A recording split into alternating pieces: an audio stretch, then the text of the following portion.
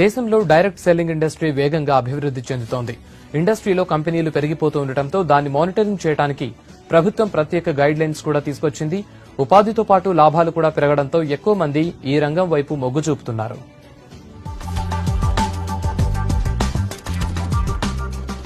Direct selling industry వేగంగా విస్తరిస్తోంది. ఈ బిజినెస్ తో వినియోగదారులు మోసపోకూడదనే ఉద్దేశంతో 2016 సెప్టెంబర్లో కేంద్రం ఈ ఇండస్ట్రీని గుర్తించి కొత్తగా మార్గదర్శకాలు తీసుకొచ్చింది.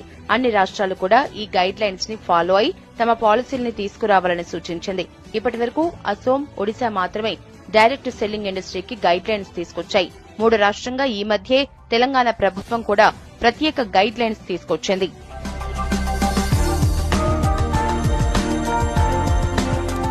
కొత్త గైడ్ లైన్స్ ప్రకారం డైరెక్ట్ సెల్లింగ్ కంపెనీలు తప్పనిసరిగా పరిశ్రమల శాఖ దగ్గర రిజిస్ట్రేషన్ చేయించుకోవాలి. తప్పనిసరిగా ఒక షాప్ తో పాటు పర్మనెంట్ అడ్రస్ కూడా ఇవ్వాలి. తమ ఉత్పత్తులు కొనుగోలు చేసిన వారితో పాటు అమ్మిన వారి పేర్లు, డెలివరీ తేదీ, వారంటీ ఇలా అన్నింటికీ రికార్డ్స్ నిర్వహించాల్సి ఉంటుంది.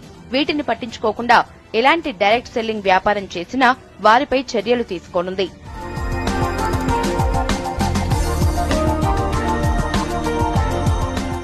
గైడ్ లైన్స్ తీసుకురావటాన్ని డైరెక్ట్ సెల్లింగ్ అసోసియేషన్ స్వాగతిస్తోంది.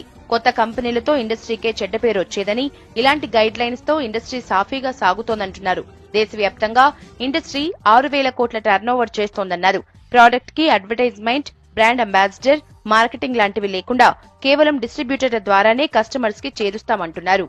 ప్రభుత్వంని ఒప్పించి సార్ చెడు ఉంది, మంచి ఉంది, ఆ మంచిని చెడుని గుర్తించండి అని చెప్పి ప్రభుత్వాన్ని ఒప్పించి ఈరోజు గైడ్ లైన్స్ తీసుకురావడం జరిగింది. ఇప్పుడు ప్రెసెంట్ వచ్చేసి దాదాపుగా 6,000 కోట్ల రూపాయలు మా మెంబర్షిప్ కంపెనీలు చేస్తున్నాయి. ఇంకా సమాజంలో దీని పట్ల ఉన్న దురభిప్రాయాన్ని పోగొట్టగలిగితే 60,000 కోట్లైనా ఆశ్చర్యపోవాల్సిన అవసరం లేదు. తెలుగు స్టేట్ లో అంత గొప్పగా లేదండి. ఎందుకంటే మనం ఫస్ట్ నుంచి ప్రాబ్లం స్టార్ట్ అయింది తెలుగు స్టేట్లోనే. ఇదొక ఇండస్ట్రీ మా మీద ఆంక్షలు పెట్టి మేము ఎలా నడుచుకోవాలో చెప్పు అని అడిగింది మాత్రం ఇదొక ఇండస్ట్రీ అండి ప్రపంచం మొత్తం మీద.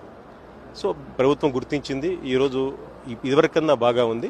బట్ ఈ మనీ సర్క్యులేషన్ కంపెనీలు అన్ని పోయే వరకు మాత్రము మేము మా ఉద్యమాన్ని ఆపదలుచుకోలేదండి.